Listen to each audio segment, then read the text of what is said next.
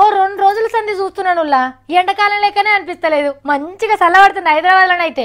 పొద్దుగల జరం తెండగొట్టినట్టు అనిపించినా పగటల్లారకల్లా మబ్బులు గమ్మి చల్లబడుతుంది. ఆడాడ శింకులు కూడా దులిపరిస్తున్నాయి. ఎండాకాలం సెలవులు కాబట్టి ఎక్కడ తిరిగేటోళ్ళు అక్కడ తిరుగుతుర్రు. ఇది పట్నపోళ్ళు మనసు చల్లవాడే ముచ్చట. ఇక ఊర్లో పొంటున్నోళ్ళ గురించి వీడియోలు చూసుకుని రేపుకుందామా. రైతన్నలకు చల్లటి ముచ్చట చెప్పిర్రు వాతావరణం ఆఫీసర్లు. ఈ తాపకు ఆనలు జోరుగానే పడతాయట. మీరేం ఫికర్ పెట్టుకోకుండ్రి అని భరోసా ఇచ్చిర్రు. గదేదో ఎల్నినో అంటారు కదా, ఆనాలు రాకుండా చేసేది, అది మెల్లగా మెల్లగా మన మీదకెళ్ళి ఇంకో దిక్కుపోయిందట. అయితే జరంత ఆలస్యం కావచ్చు గాని ఆనలైతే దంచి కొడతాయని చెప్తుండ్రు. నిరుడు కూడా మంచిగానే పడ్డాయి.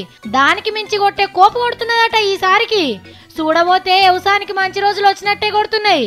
ఎరువులకు సర్కారే పైకమిస్తామని, ఇత్తనాల తిప్పలు రానియమని, కరెంట్ 24 గంటలు వస్తట్టు చూస్తామనవట్రి.